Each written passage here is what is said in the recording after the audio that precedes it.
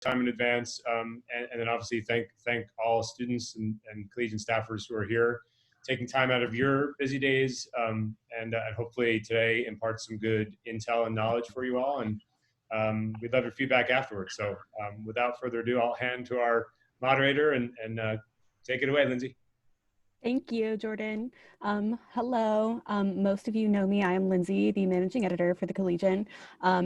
And today we are planning on talking about reporting during the coronavirus. There might be a couple more people joining as we get started, but that should be fine. So we have 3 guests today with us. We have Kevin Naff, who is the editor and co-owner of the Washington Blade.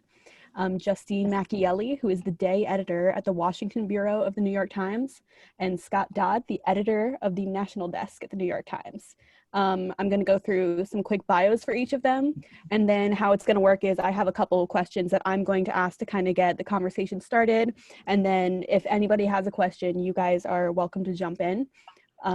This is open to anybody. We want it to be more conversation-based, and we want to get your questions answered. So to start off, Scott, after graduating from Penn State, he went to work for the York Daily Record, where his beats included night cops, county government, and the Pennsylvania State House.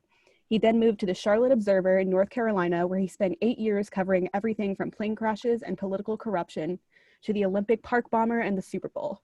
He then moved to New York and worked as a magazine editor before joining the Times in 2018. As an editor on the national desk, he is currently leading coverage of the massive disruption to American education during the coronavirus pandemic, including at colleges and universities. And when he was at the Collegian, he reported on Greek life, student government, then he was the town editor, and then the managing editor. And we also have Justine Makieli. She is currently the day editor for the Washington Bureau of the New York Times. She edits Enterprise and Breaking News and has been a part of teams covering the Mueller investigation, the Trump administration, and the Supreme Court. Before going to Washington, she edited Metro, National, and Foreign News in New York. Before that, she helped run the homepages of the Washington Post and the Baltimore Sun, where she also edited local and state news and features. Her first job after school was at the Center Daily Times as a copy editor and page designer. She graduated with degrees in journalism and Spanish from Penn State, and at the Daily Collegian, she was a campus reporter, copy editor, and a slot editor. And then last but not least, we have Kevin Naff, the editor-in-chief and co-owner of the Washington Blade, the nation's oldest LGBTQ newspaper, and the sister paper, the Los Angeles Blade. They are currently the only LGBTQ outlet in the White House press pool. Naff graduated from Penn State with a degree in journalism in '92, and he worked at the Collegian as a reporter, campus news editor, and opinions editor. So again, thank you all for coming. We are very excited to have these 3 wonderful guests, and we're excited to hear about their experiences. So to start off with the 3 of you, very broad general question, how have your jobs changed since January? What is different now than it was when you first started the year?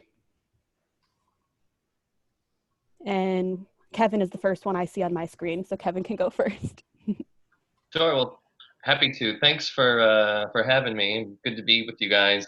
I would say, in terms of my day-to-day job as editor, not a whole lot has changed because my staff is used to working remotely and from different places and traveling and so forth. So that hasn't been so much of an adjustment. I'm also, as an owner of the business, responsible for making payroll every 2 weeks. So that part of my job has gotten a lot more complicated and stressful. So, keeping the business afloat, dealing with the PPP loans and all of that stuff, that side of my job has been pretty much a nightmare. But the journalism side of my job has been incredibly engaging, obviously incredibly busy. And I would just say this, that if you're not excited about writing and reporting in 2020, then you are in the wrong profession. Okay, next I see Justine. So for us in the Washington Bureau, our jobs have changed pretty significantly, if only because we were not working remotely until like mid-March. And then we had a 1 work from home drill day, and then they decided 2 days later, oh, we're going to be working from home like indefinitely. So most of us have not been in the office since then, except for maybe the occasional visit. And a lot of our coverage decisions and things have changed also because, for instance, our White House reporters would go to the White House all the time, and now they rarely go. In part, a lot of these decisions are because of like reporter safety, but also we had to send people to cover, unrest in Washington itself. The Bureau does not actually tend to cover the district or like the area. We're mainly there to cover the federal government. But when there is unrest and other things like that, then we send reporters to report on that also. And so we've had to make a lot of decisions on the fly that don't normally take so much, like, it feels a bit like you're sending reporters into like Afghanistan versus sending them into just, like, hey, go to the square, like in front of the White House and see what's happening there. Because most of the time we didn't have to worry about, people if they were wearing enough masks, if they were going to be safe, if the reporters felt comfortable doing that kind of coverage. And we've had to make a lot more decisions like that than we have in the past. And I have not been an editor in the foreign department to know how all of those things tend to get made all the time. But it's a very different environment as far as when you're an editor sending people out and weighing the consequences of that and whether the story is worth it or not. And I mean, the staff has been really great and most of the reporters want to go, but it's partly your responsibility to make sure that you're making sure everybody that works for you is safe.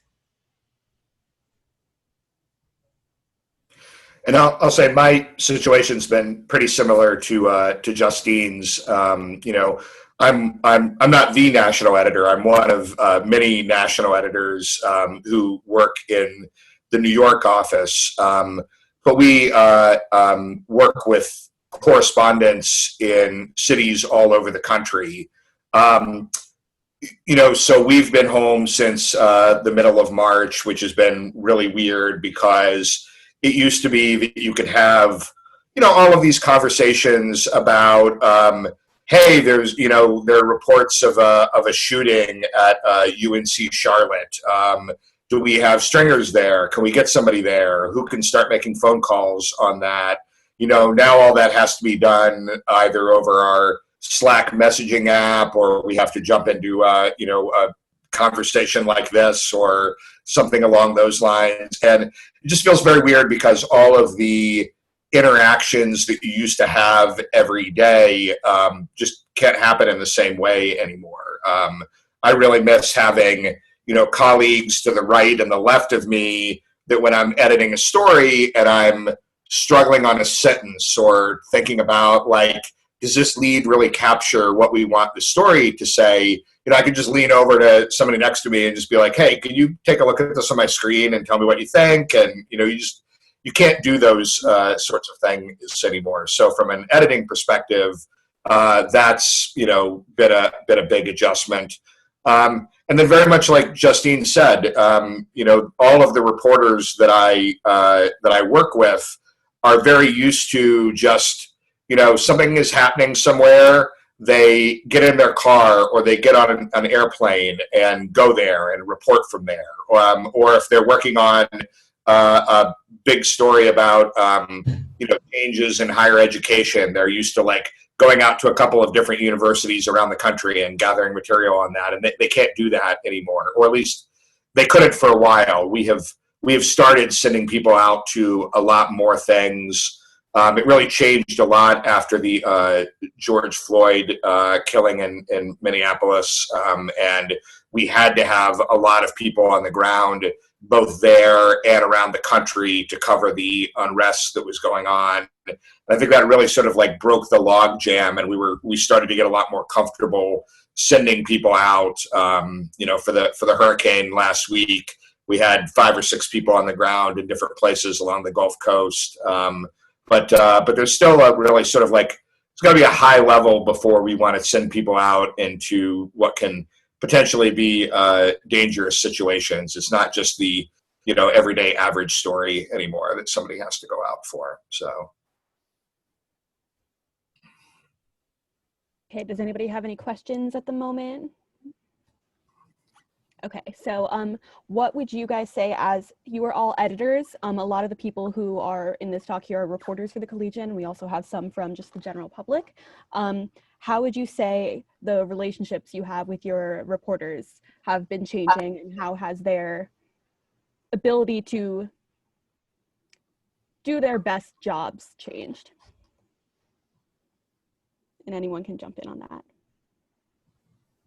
Well, I'll continue with what I was saying. So I had 4 reporters who I worked with in the New York office, and I haven't seen them since March, which is really weird because I used to see them every single day, and we just talk about hey, what are you working on? Or how is that story going? Or were you able to get a hold of that source that we were talking about yesterday? And what did they have to say? And so, now we're doing most of that over the phone or video conference, but, you really sort of miss that in-person, face-to-face interaction. There are other correspondents who I work with around the country who I've never met in person. So my relationship with them really hasn't changed much. It's still what it used to be. So it just sort of depends, but it's definitely different not to be able to interact with those reporters every day. And I know it's really difficult for them because the 2 of the reporters that I work with in New York cover education, and 2 of them cover criminal justice. And while they work in New York, they really like to be able to get out into the country and do on-the-ground reporting, to get into the places that they're writing about. So we've been doing stories, for instance, on, coronavirus in jails or prisons, and they haven't been able to go visit those jails and prisons. Or our education reporters, are writing about how remote learning has changed everything, or students who have disappeared and just not shown up, for class since March or April, or that sort of thing. Usually they would be going out and finding those people. And, so now we're having to do so much more of that reporting by phone or email or text or things like that. And it has really changed the nature of their jobs a lot. And I think made it really hard for them because they are used to being, in-person, on-the-ground reporters. And the inability to do that can be really frustrating. I was talking with one of our congressional reporters who still has to go to the Capitol a lot, and she has bylines almost every day. But one of the stories that she got out of the Capitol to write a suburban voter story, and she said that most of the places she would normally go to get suburban voters to talk to were closed because it's like the library, the schools, or any kind of place that you would have groups of people. Now the grocery store was like the only place that still was open at the time for her to get some real people to interview. But that has made, even when you have a reporting assignment, she's had to think about different ways to get people to talk, and because cold calling or knocking on doors is a very different way. And she also talked a little bit about how she did do some door knocking for that story, and there were people who were very antagonistic about her wearing a mask and wanted her to take it off, and were more hostile because of that. And so some of her reporting strategy were that can bias some of your reporting if a whole group of people won't talk to you because you're wearing a mask, for instance. So those are things that we have kind of had to discover as time has gone on. But that can change stories too. And then you have to talk through different ways of hey, how can we talk to people and still get those views reflected, even if they don't necessarily want to talk to a Times reporter in this situation. I'll jump in. We've had some, obviously some dramatic changes to how we've had to do business as well. We have a reporter in the White House briefing room. Access there has been reduced. So our ability to get in the White House, whereas it was every day, it is now every few days or every week. So that's been frustrating. Obviously, covering the conventions was a real challenge this year because they were virtual. And normally we have multiple reporters and photographers on the ground in the city covering the conventions. So that was really tricky to pull off this year. In our world, the LGBTQ space, the month of June is Pride Month, and that is normally big news all over the world, big celebrations, big parties, a lot of money is raised. Obviously, all of that was canceled this year. So, trying to negotiate how we cover Pride and what different cities are going to do, and if anything, was a real challenge. Again, doing all of that remotely was difficult. International travel, of course, has been canceled. Domestic travel has been difficult, though we have done some of it. One of the things that's been a little tricky in our neck of the woods is that we consider Maryland, Virginia, DC, and Delaware to be part of our local space, our local coverage area. And so we cover, we have reporters who cover stories in all of those jurisdictions, while all of those jurisdictions have different and competing COVID regulations. So if you have a reporter who lives in DC but drives to Delaware to cover a story, and this happened actually last week, the mayor of Washington institutes a quarantine order for anybody in Delaware. So suddenly that guy who just drove 2 hours to cover a story is coming home to a 14-day mandatory quarantine. So there have been a lot of challenges like that, but we're rolling with it. Okay, so another thing that I have thought a lot about with reporting on COVID is that obviously right now this is a huge time to be doing journalism. There are so many stories out there, but it is very difficult. It is a stressful time for everybody. This is like nothing we've ever seen before. So I feel like there is a big balance in finding good stories, but also making sure that your reporters are handling everything okay and that they are happy with the jobs that they're doing. So how would you guys say you have helped your reporters get that balance of finding a good story, but also taking care of themselves? That can be really hard. Every reporter I've talked to at some point says, I'm really burned out right now. This is really frustrating. And you try to tell them, you have to really balance like, hey, we need this story, but also, hey, you need to take care of yourself. So, I mean, it is pretty common for editors in the bureau to tell, or like our boss to say, hey, you need to like take a day off or take a couple days off. The company has been doing a thing too where they want everyone to take their vacation time, because early in the pandemic, a lot of people were canceling vacations, in part because, travel was canceled, but also, there was nowhere to go. So people didn't want to waste their vacation time on staying at home. And that makes sense from the company's perspective because they don't want to pay out vacation at the end of the year, but also like it makes sense for the staff because they don't want everybody to be burned out. And even if you are at home, you can still take a break from work. You can stop reading the news for a little bit. A lot of the advice for people to relax from the coronavirus is to not read the news, which is unfortunately not an option for any of us here. So taking some time off, I mean, the story is going to be there. I mean, maybe not that particular story, but like you will have jobs, you will have stories to write. So you do have to take care of yourself and play the long game, because this is not, I mean, this is a thing that will be going on for a very long time.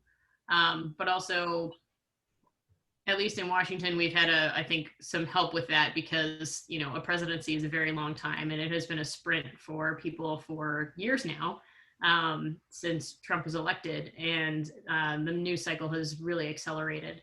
So having the virus is yet another thing on top of that, but I think at least for the Washington reporters, it is really, it is another thing that they're already practicing. It's really cool to watch. I'm actually on my mandated vacation this week, so because my boss basically made everybody pick a week of the summer that they were taking off because like Justine said, nobody really wanted to, because both because like what are you going to do, but also because everyone felt an obligation to keep going and to keep pushing themselves as much as possible and things like that. One of my reporters was one of the first people in the newsroom to get COVID, and she was out for 2 weeks. She, her husband, and daughter all had it, and fortunately, they all recovered. I think she had the worst of it. She was also pregnant while going through this. So, in addition to just dealing with all of the craziness and work stuff, I was obviously worried about her every single day and what was going to happen with that, and trying to check in with her regularly, and this was still fairly early in the pandemic. So, we didn't know a lot yet, and all the things that you would usually want to do to help someone, it's like kind of take care of your daughter for a day so that you can recover, can I bring something over to you, or something like that. I mean, we did end up sending them soup, which seems like, the silliest thing that you could do, but it was, they were very happy, but it was really hard. I mean, just from a standpoint of having someone who's dealing with this really unknown, strange thing, and not being able to have any way of doing the usual things that you would do to help someone. I think we know a lot more now about how you can, deal with it and things like that. But there was a cluster in the New York newsroom that probably came from one of the reporters who was reporting out on a cluster in New York. She got it. She brought it back to the newsroom the week before we shut down, and a small number of people ended up getting it, including my reporter. So, and then of course the other thing was I interacted with her the last day we were in the office. When she was clearly infected. So for 2-3 weeks or whatever it was, every cough or sniffle I had, it was like, is this it? Is this COVID? Do I have it? So I've tested since then and don't have antibodies, so I obviously did not get it. But yeah, it was, the whole thing is very strange, and so on top of all of these incredible work challenges, you have these incredible personal challenges piled on top of it. In my experience so far, I haven't had anybody melt down or tell me they need to quit. I've had cases where I had a reporter and a photographer who were covering the Black Lives Matter protest in Washington when the government launched tear gas and rubber bullets against the protesters there at the White House, and a couple of my guys got hit with tear gas and rubber bullets, so they got a couple of days off and some hazard pay. But for the most part, I feel like most reporters are accustomed to covering bad news and kind of taking their emotions at the door. So it hasn't been a huge issue, but it is something that I'm certainly aware of, and maybe I spend more time checking in on people than I used to, but so far so good. Does anybody have any other questions yet? Or I can ask another. Yeah, Jordan. One question for me, since Kevin, you just mentioned, you mentioned bad news, and obviously it's been an amazing news cycle this year, no matter how you cut it. But a lot of the news hasn't been positive. Curious for all three of you guys, what's the conversation around, thinking about and conceiving and enterprising positive news without making it seem, like you're trying too hard to do so? Has that come up within the newsrooms? Where are you finding stories that are not, so Debbie Downer from a regular perspective? And what's that conversation like right now? I think there are plenty of those stories out there. We've written a lot of survivor stories. We've profiled people that are doing really good work. We profiled Rachel Levine, who's the Pennsylvania Secretary of Health and is openly transgender and rumored to be on a Biden cabinet shortlist. So we interviewed her, and she's taken a real high profile in Pennsylvania. in terms of daily press briefings and so forth around COVID. So we found people like that who are doing really important work, and kind of spotlighting them and profiling them, in addition to telling the stories of survivors. So those are some of the kinds of less Debbie Downer stories, I guess, that we've had. Yeah, I do think it's sort of like baked into, covering any sort of disaster or, mass shooting, or, I mean, you name it, like any sort of like really bad story. You're obviously covering the terrible parts of that, but you're also covering, like Kevin says, the heroes, or the people who have done something about it, or to improve things. And so it's just sort of a natural part of the story. There are doctors and nurses and all kinds of healthcare professionals and researchers and everything else who are part of the story too. So sometimes within the same bad story, you're also telling a good story about something. So we have tried, covering education, and particularly, sort of the shutdowns and the attempted reopenings, and then the re-shutdowns and things like that. There have been a lot of, we've done a lot of stories over the past month or so about, schools reopening in Georgia, 1,000 kids testing positive and having to be put into quarantine, and high schools like shutting down again and things like that. So we are, when we're covering like these things that are clearly not working or not going well, always trying to be aware of, let's also look at, are there places where things are going well, that are not like immediately like having problems, and are they doing things differently? Is it because they're in different areas? Is it because, they're requiring different, procedures? Is it just that, they're in an area where, the virus is on the downturn? I mean, so trying to, not just always look for the worst possible examples, but also look for, the counter examples to that. You learn more by looking at both of those things rather than just always looking at the bad things. So it's sort of baked into the kind of reporting that we try to do, I think.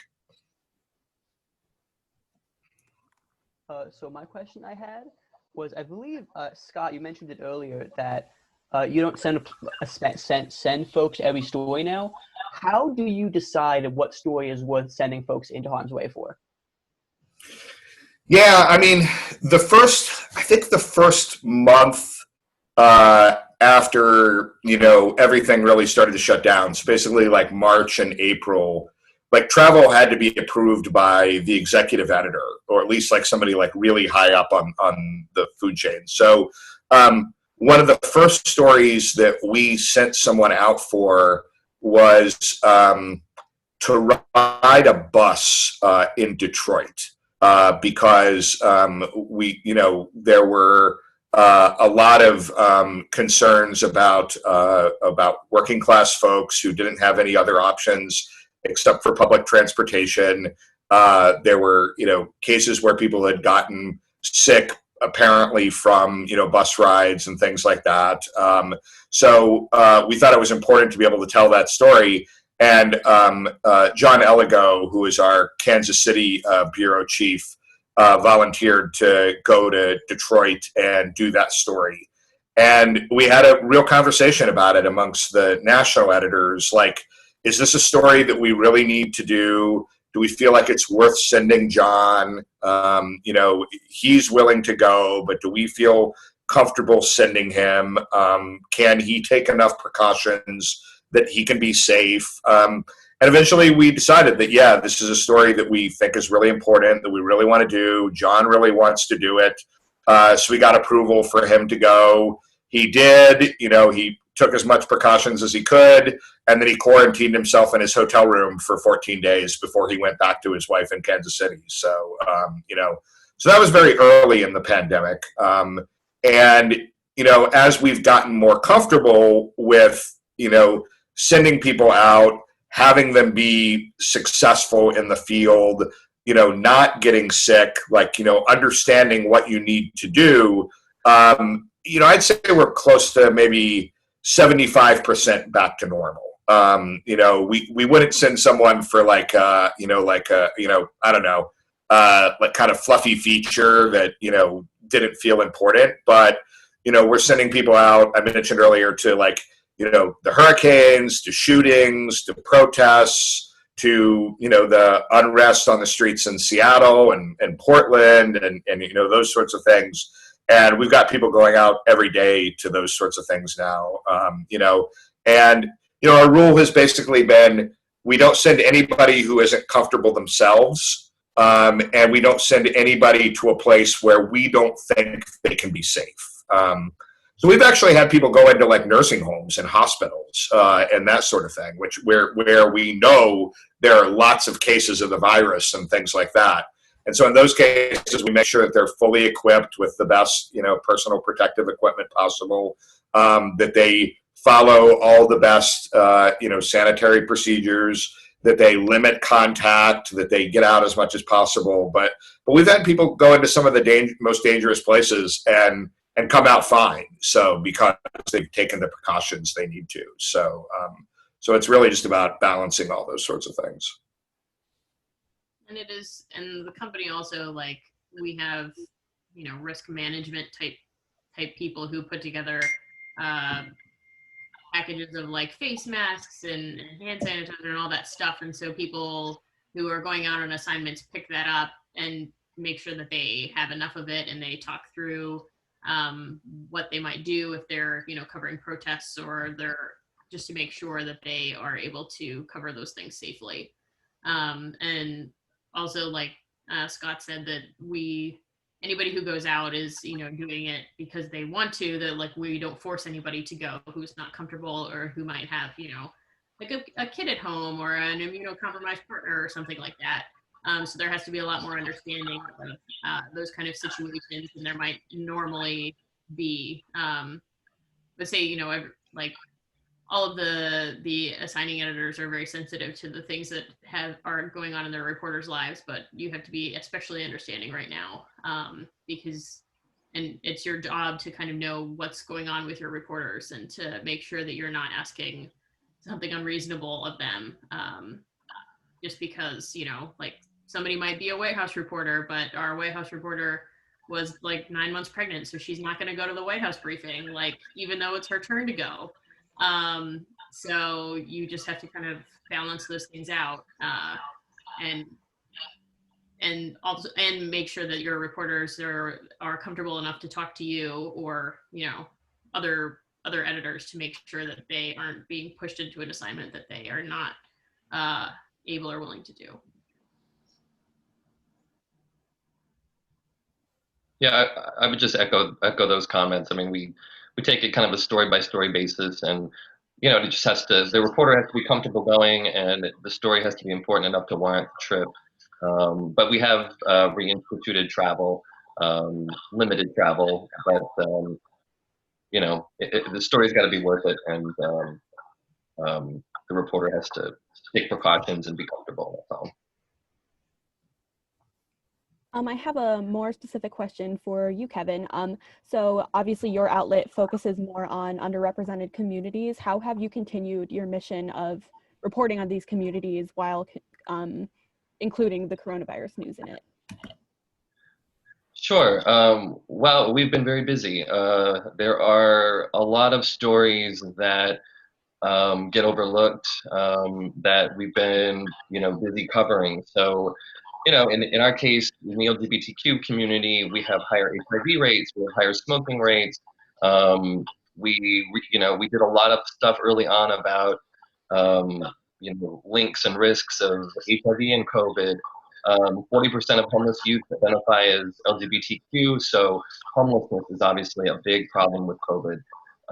There are a lot of queer teens who are stuck quarantined in homes with hostile family members, so providing resources to them. And the Trevor Project reported that their emergency hotline traffic doubled in April and May, so we know that there are a lot of young people who are stuck in really bad situations. So we're covering, those folks. Our audience also, LGBTQ folks are disproportionately entrepreneurial. So the impact of this on small businesses has hit our community especially hard. So we've been doing a lot of business coverage, trying to highlight what creative ways that the small businesses are staying afloat, and trying to keep their stories front and center so that people who are comfortable going out and spending money kind of know where to go, and are spending their dollars locally and on small businesses. So we've done a lot of those kinds of stories. There's also a bunch of stories that we've done around like the impact of COVID on sex workers who have experienced a total loss of income and increased discrimination and harassment. They lack access to any sort of social protection schemes. They're excluded from emergency social protection measures. So they're a highly vulnerable population. We've covered that community. Adult businesses are ineligible for PPP and city grants and other relief funds, so we've covered those stories. We did a lot of work in California around data collection, because California collects data like for everything except for LGBTQ. And so we really pressed LA and California officials, including Governor Newsom, and they did pass emergency legislation to add LGBTQ as one of the data points that they now collect for COVID and all other diseases. So that was a big positive result of some of our coverage. So it's been an avalanche of stuff, and not just LGBTQ, but we also, because we are in the White House and we are the only alternative press that's there, we do feel an obligation to speak up for other underrepresented communities. So for example, we really pressed Trump on releasing data around COVID's impact on Black Americans. If you remember back in, I think, April or May, he was stonewalling that data, and so we really pressed him multiple times to address that issue and get that data out there. So I appreciate the question, and yes, we have been very busy covering stories that I think a lot of other outlets maybe miss or just don't think of.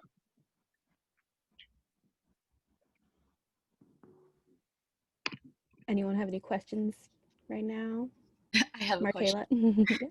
Hi, I don't know if you want to be called Kevin or Mr. Naff or Kevin. I don't know your preference. But I'm Markayla. I'm a culture and identity reporter for the Collegian. And I think sometimes I kind of find it difficult to find stories and kind of tie them into COVID or figure out how to report on them during this whole COVID pandemic. And just like find how they relate to college students or like back to Pennsylvania or students in general. Because even like, just like trying to be safe about it and find, report on marginalized communities. And I don't know, I'm just trying to figure out like how to specifically do that, because it can be difficult. Even like, just protest or like, 'cause not everybody can do that. And I think you kind of answered it, but just kind of figuring out like how to go about that, like how to find the stories in a way, because, normally you would actually go out into the world and like talk to people, but it's kind of difficult to do that nowadays. Right. A really easy way to start would be to just reach out to some of your local nonprofits that serve those underrepresented communities. Those folks are connected to everybody in the grassroots, and a lot of those nonprofits are really struggling right now. Their demand for their services is through the roof, and their income has plummeted. So they need attention. They need the media to tell their stories, and they can connect you with sources who that you could talk to on the ground for your coverage. So that's a really easy, no-brainer kind of place to start. Another easy way to kind of get started with some of that is if you can identify some small businesses in your area that are minority owned, and just walk in with a mask and sit down and have a cup of coffee with the owner and say, how the heck are you surviving this? And they will open up to you. You'd be surprised. So those are two ways I think you could get started. Thank you. Sure. Anybody else have a question right now? I have another I can. Okay. So a more specific question for Justine. Obviously, you have a lot of combined political coverage since you were at the Washington Bureau. How would you say it has been combining that political coverage with the coronavirus and kind of combating like misinformation, because there is a lot of cries for fake news regarding the coronavirus? So how do you weed through that and make sure you know you are telling the right stories? One thing that the Times has as a humongous advantage that a lot of smaller newsrooms don't have is just the sheer number of people who are experts at all sorts of things. So we have a separate politics desk that covers, well, the way it's divided is weird, but basically they cover the campaign and like Biden and the Trump campaign, but we cover the president, and we cover the president's pronouncements on virus stuff, but we have a whole science team that are real experts in reading all of these studies and who are able to, like we actually have, there's a guy who's a real doctor who, can read through a lot of these studies and give guidance and stuff. And and people who have built up over years of coverage, a lot of expertise at doing these kinds of stories. And so if there are questions or we're not sure about something, or just for a language thing, we'll say, hey, like, science department, can you help us like come up with a wording for this? Like Trump says kids don't get the virus. So how do we address that in a story that it is tangential? So you want it to just be like a sentence or two.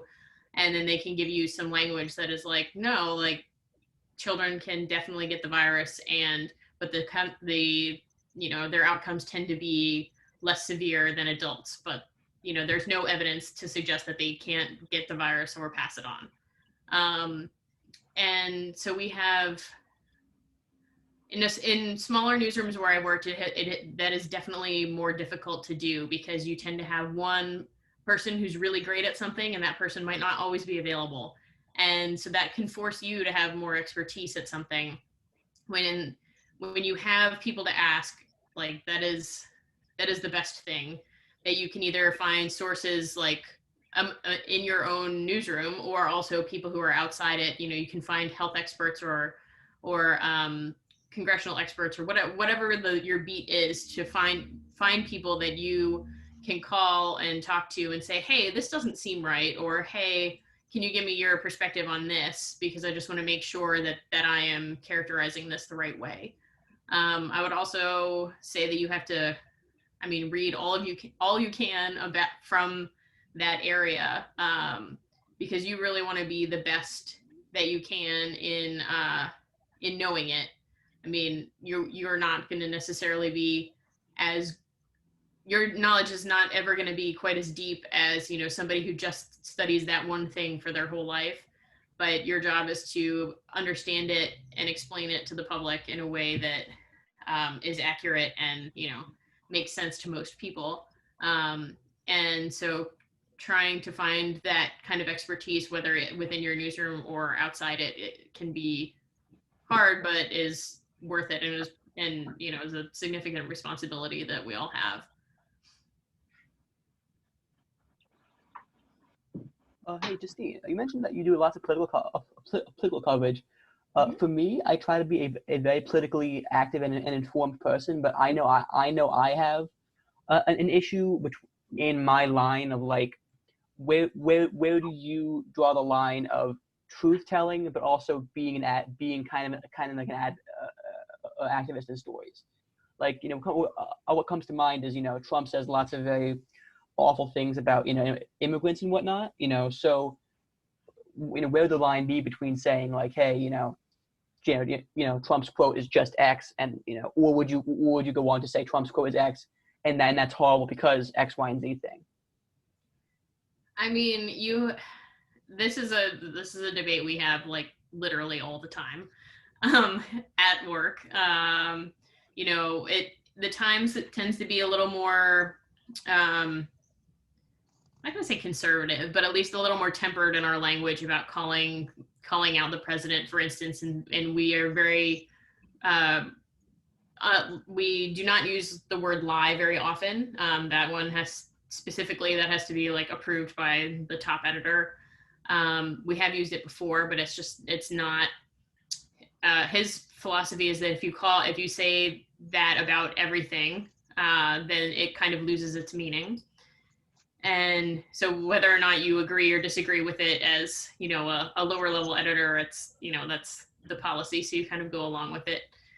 We wouldn't say you want to be as clear about what you can say as possible. You would, put that inflammatory Trump quote in there if you wanted to talk about that, or if that is the most newsworthy thing out of that event. And then you would say, Trump says immigrants bring crime and they're all rapists, or whatever he said. And then you can go through it and say, there is no evidence to suggest that, immigrants who come from Mexico are rapists, or immigrants tend to be, more law abiding than most American citizens, or, you use actual facts to just kind of refute what the president is saying, but you don't say he's lying about them. Part of that is it's really hard to prove intent with what somebody says, unless they are directly saying, I am trying to scare people into voting for, this cause or whatever. But a lot of it is, a lot of this is hard. Like there's not one satisfying answer for any particular story. And I think if you look at the through line of coverage over, since Trump was elected to now, it has gotten even clearer, but both Republican or conservatives and liberals attack the Times for being either too soft or too hard on, all the people in power. So I like to think that if everybody's mad at you, then you're probably in the middle.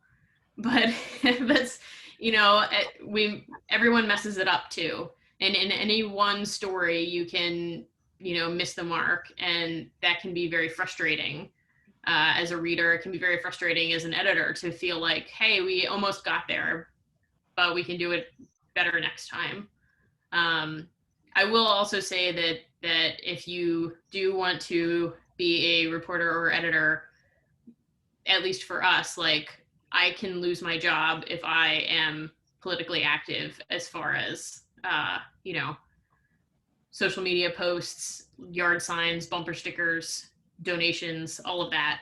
Each newsroom has its own policy, but if you want to be in this field, I am really glad I am not your age now, because I think it's a lot harder for people to be able to temper these kind of views, especially when, you're 13 or something. And I realize you're not 13, but when you were 13, you didn't really know what you wanted to do. And the fact that people can reach back and look at social media posts from 10 years ago before, any of these things were something to worry about, that makes it even more difficult to temper all of your views, or at least your public views. So obviously we all have opinions, but more places now are starting to look at all of that social media. And so I would be very careful about saying, hey, this is horrible because, because there are so many people who want these jobs that don't give them a reason to not hire you.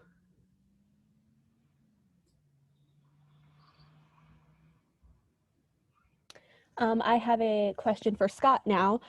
So you said, well, not you said, in your bio, it says you have been covering a lot of the education impacts of the coronavirus. Have you been looking more at the long-term impacts, or have you been doing a combo of that with like breaking news, like, oh, this school's doing this school's doing that? It's been a real mixture. We being the Times have run this live briefing, and in some cases several live briefings on the coronavirus since March. So every single day we are updating. I mean, Justine, I don't know. I mean, I feel like there's probably like 50 new items every single day that they want. And so, anything that might be newsworthy or of interest to people around the country, there's just a huge desire to feed that live briefing. And education, particularly over the past month and a half, as we've gotten closer and closer to back to school, and then as places started going back to school and things like that, I've been responsible for having at least 2 to 3 briefing items every day. And a briefing item is like 250 to 400 words, but that doesn't mean that it doesn't have to be like well reported and all that sort of thing. So I've had to usually what we've been doing is we've had a rotation where once a week one of the education reporters has just been responsible for feeding the briefing. A few weeks ago, we also launched a 3-day-a-week back to school newsletter. So we're and again, that is constantly in need of the latest information and the latest items. And that's not just from the Times, but we're also trying to pull out what you should be reading from other places and put that in there. So there's been that.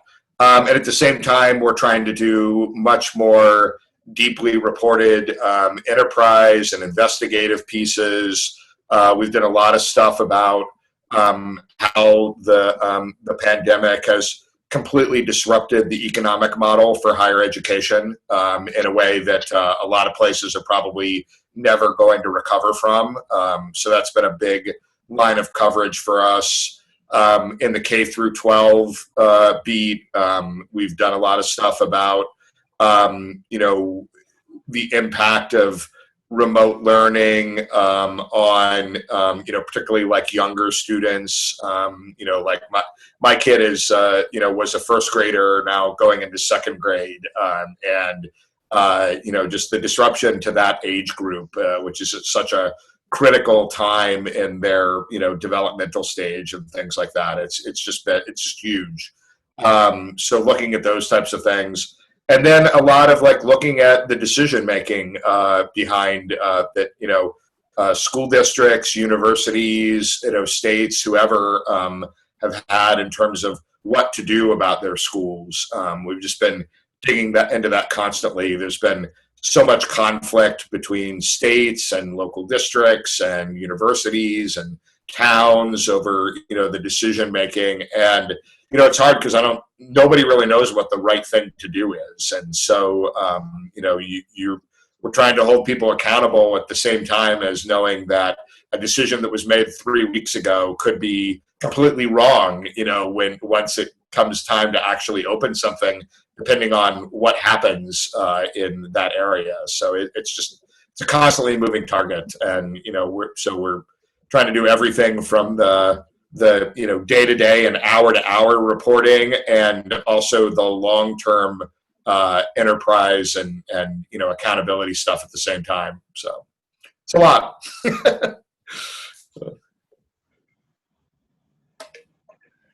Lindsay, can I ask one more? Yeah, go ahead. Okay. So first, just a real quick PSA for those. We had a couple of questions. This session is going to be recorded, and we'll post it in a few places for anyone who misses it or wants to go back. But we'll definitely push it through the Collegiate AIG LinkedIn handle and our other handles as well. And I'd encourage any students, to make sure that you check it out there, and certainly sign up for our LinkedIn as well. My question, and any of the three of you can take it, is we sort of danced a little bit around data.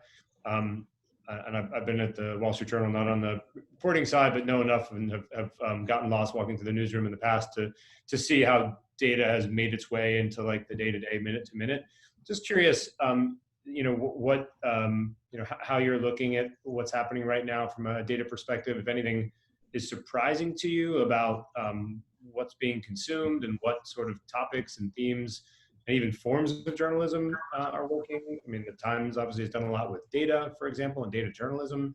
Just curious, the sort of the role of data in an era when data seems like it's the story every day, right? Like how many new cases and what state is bad or good, and so what's the story with data right now?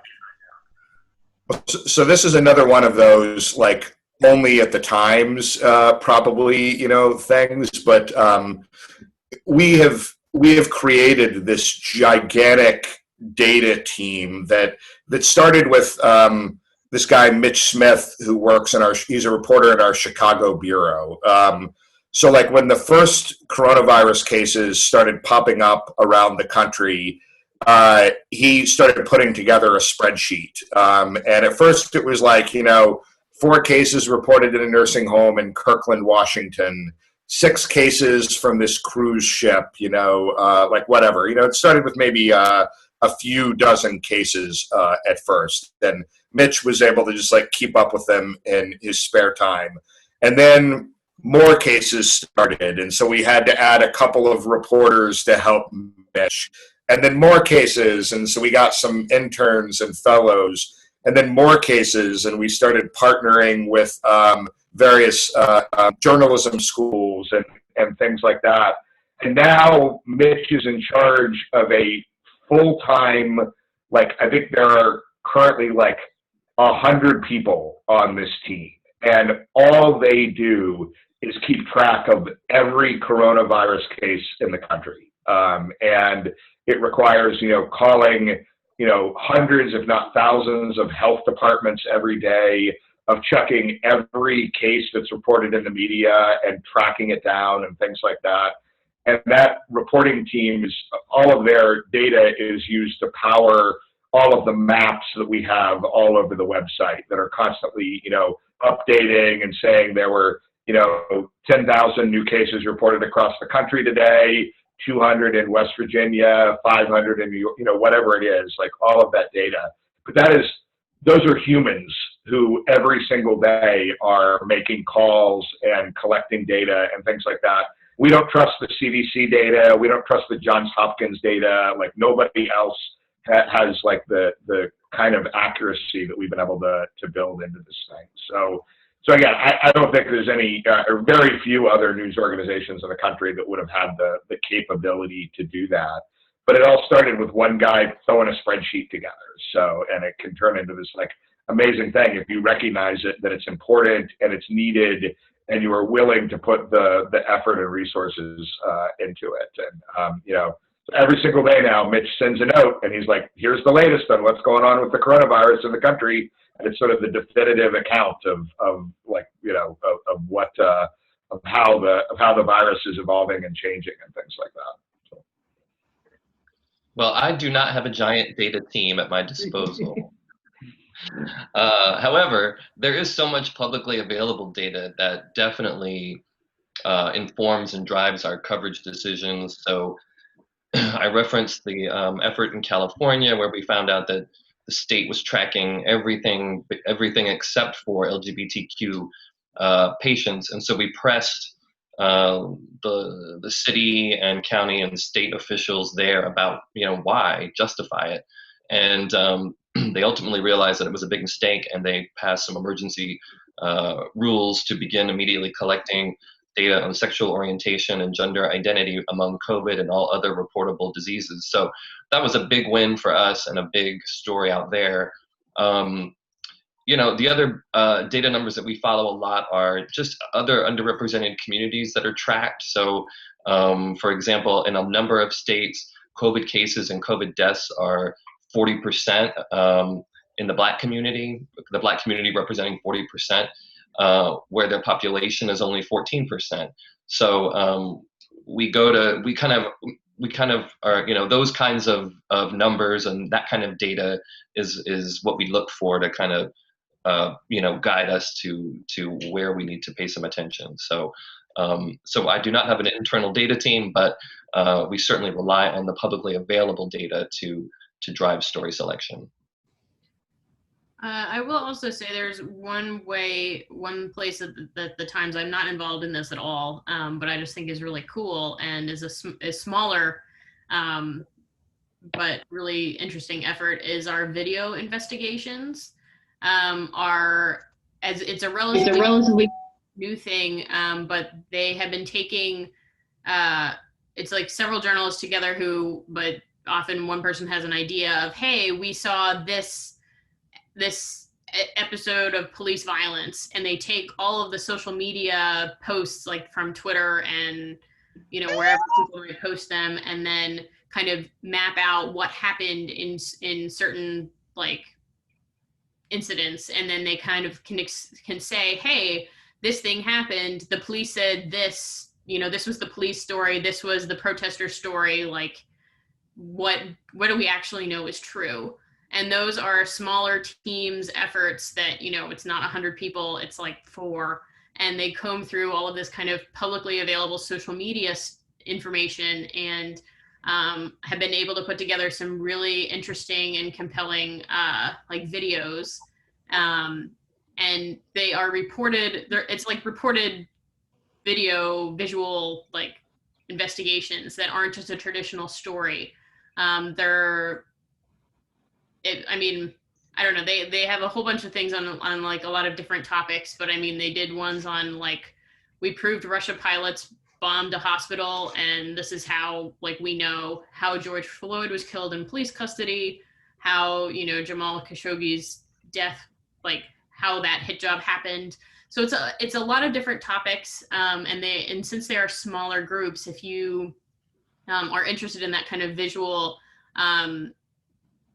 investigation, it is a little bit more achievable than being able to find 100 people to keep track of data about a specific thing. So if you're in a smaller newsroom or you have a smaller staff to work with, then you can find projects that are not, you don't have to go straight for the like most difficult thing. A lot of these things can be small and contained and about one particular, incident, instead of, if you want to cover police violence and the protests, like pick one particular protest and see what you can learn about that episode, instead of, just trying to, because the whole topic itself is so enormous that one person, no matter how good they are, can't possibly write one thing that is the definitive guide to, all the police violence ever. So being able to narrow your topic is really a skill that a lot of newer journalists can have trouble with. So trying to find the right scope can be really helpful when you are first starting out.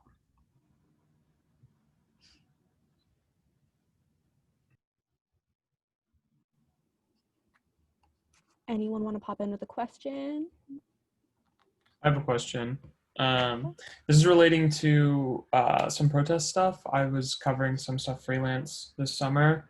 I live in Seattle, so I was doing all the Chaz Chop stuff. But something that I used a lot was social media to help find stories. And especially a lot of the like independent journalists who have been reporting, especially in Portland and Seattle and everywhere.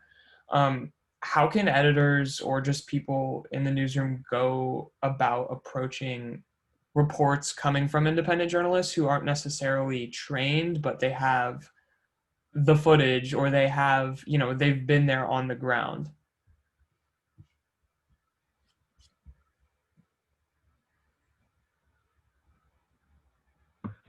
So,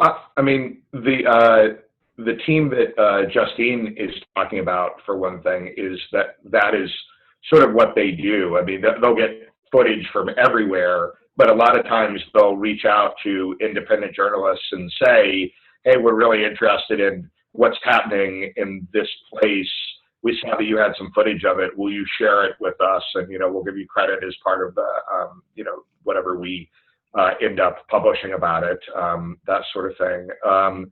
During the unrest in Minneapolis after George Floyd's death, I was working I had a live briefing going, covering, what was happening every night. And I shifted over to the night shift for several weeks to be able to help staff up at night, because that's when we needed more people working, because that's when everything was happening. And we were following a lot of feeds from independent journalists, people who went inside the police precinct that was set on fire, things like that. So what we would try to do is, okay, we'd be watching this feed and we'd be like, well, it looks like they're inside the police precinct. We see that it's on fire. They're saying that it was started by, X person or people or something like that. Can we confirm all of that? So that's like the starting point for your reporting. So either, sometimes we would have people on the ground ourselves who could go to that place and see what was going on.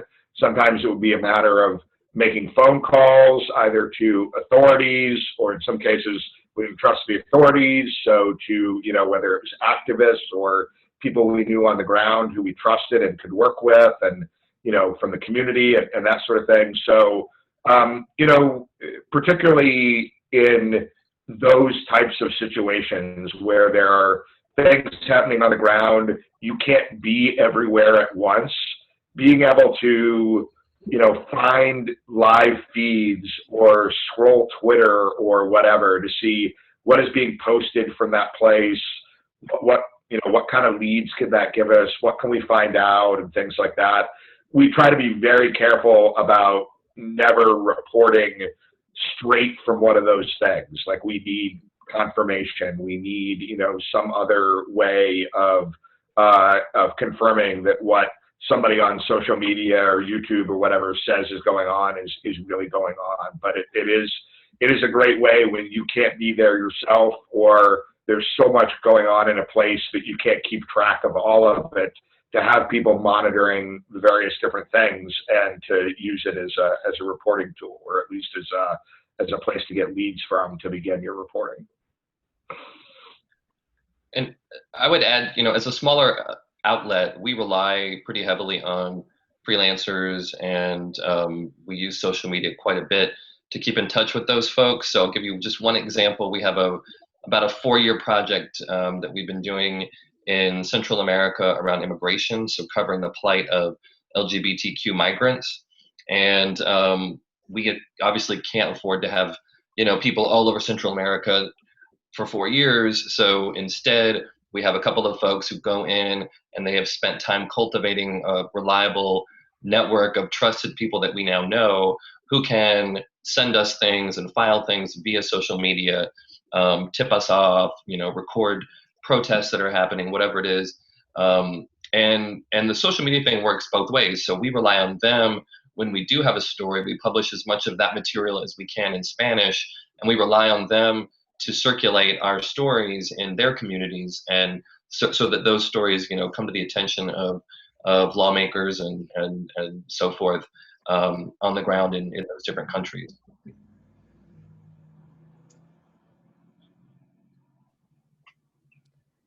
I'll jump in with one more question. So what would, the three of you can all answer, obviously this has been a crazy time to be doing journalism.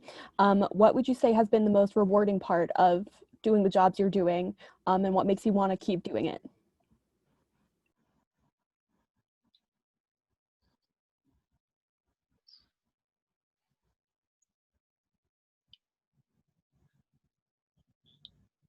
Well, since no one else is jumping in, I would say there's no crying in newspapers, but I would say that, some of the most rewarding moments are, well, when you've had an impact, when you know that your coverage has led to some kind of positive change, but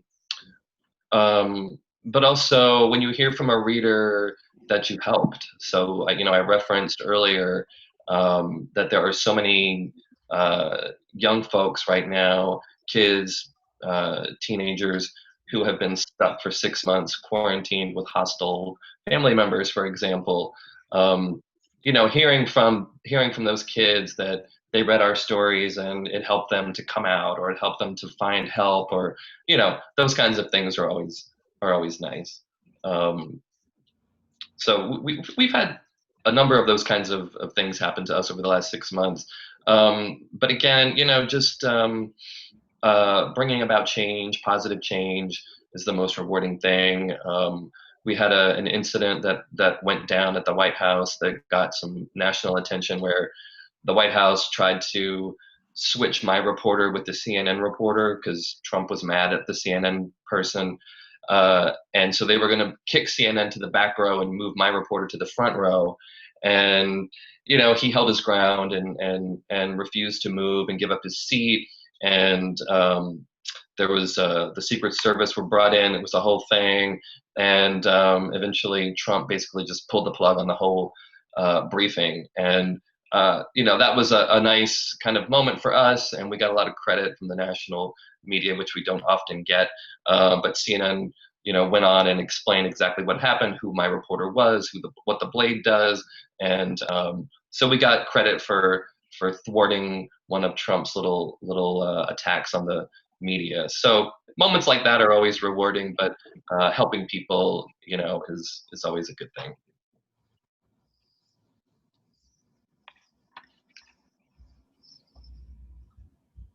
I have much more internal motivations for times right now. I get really excited when I'm able to make a story better, or catch errors, or write really good headlines, or things like that, because a lot of the stories that you are covering or editing day to day don't have immediate impact, or it's not clear what that impact is going to be, because you might write a story, but the effects of it are going to be felt maybe down the road, or maybe there won't be any from that particular story, even though it's something that you feel really strongly about. So for me, I've been able to find a lot of other things that I'm, doing a really great job, or feeling like I did a really great job at something, can be very satisfying, and is a much more short-term way to keep motivated at work, instead of,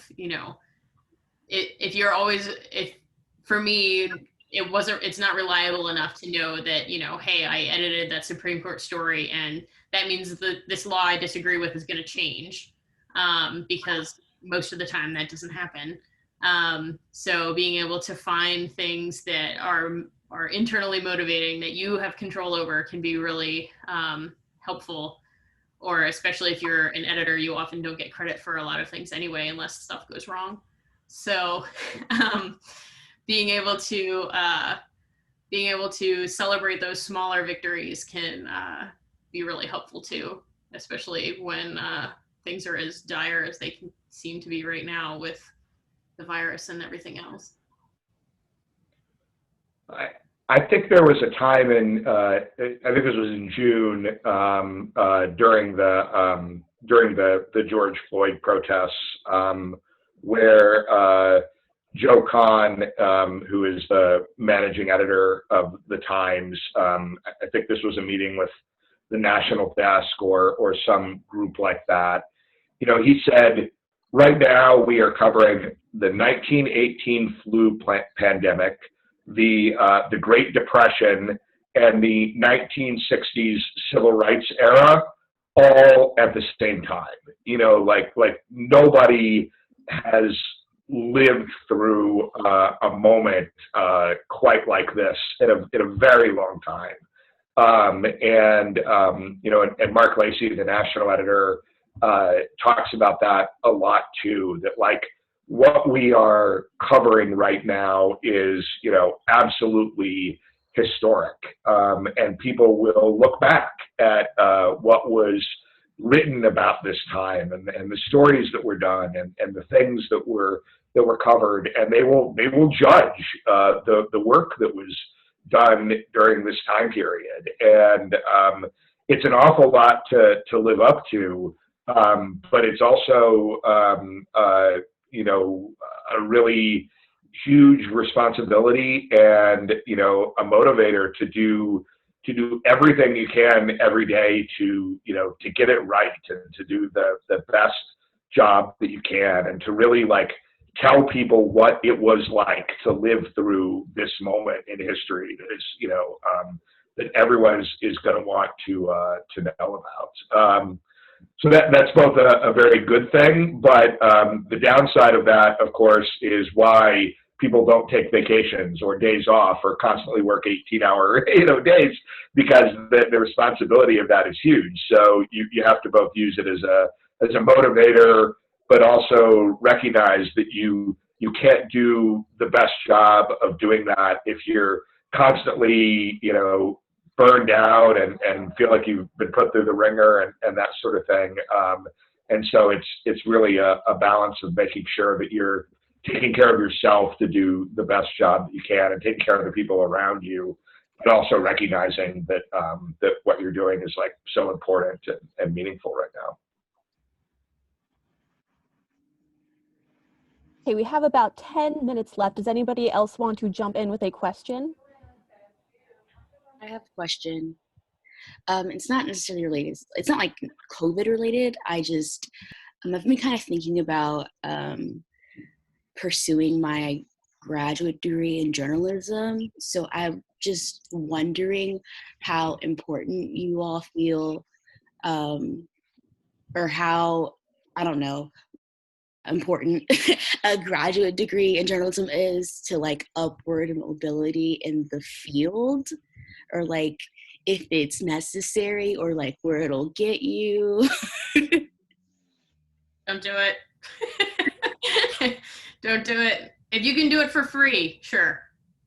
Don't take loans to do it. So many people are crippled by their loans, and you can major in whatever you want and still be a journalist. The real thing that people looking at is your work. Like you might, I know a lot of people who, not a lot, I know some people who have master's degrees and that did help them. But really your clips are the thing that is going to help you the most. And saddling yourself with like tens of thousands of dollars in debt, unless you can go for free, I wouldn't do it.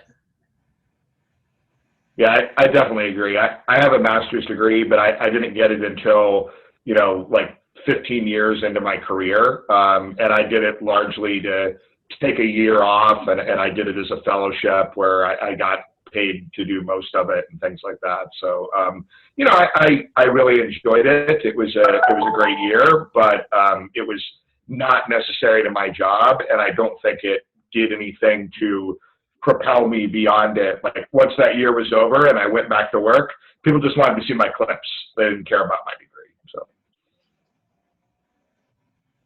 Yeah, I agree. Get a job and get some other company to pay for it.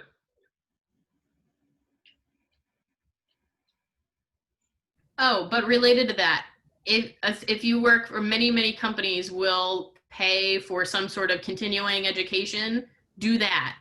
Like a lot of places will, even if it's only like $1,000 a year towards something or other, like use that money.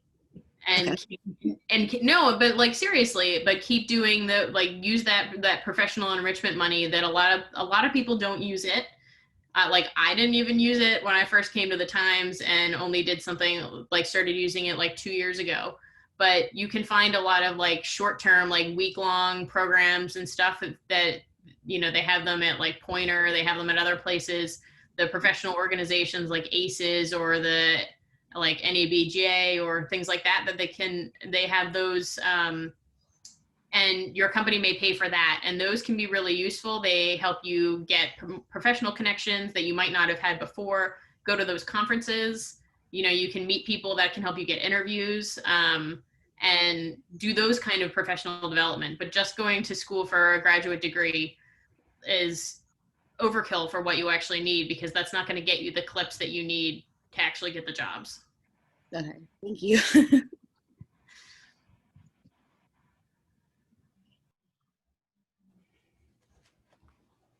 Anybody else want to jump in these last couple minutes? If not, I have another one I can throw at you guys. All right, I'll go with this one, and then anybody else can jump in before we go. But I really just wanted to ask you guys, you all worked for the Collegian. What advice do you have for our Collegian staffers? Any parting words on how to take advantage of the time that they have with a student news outlet?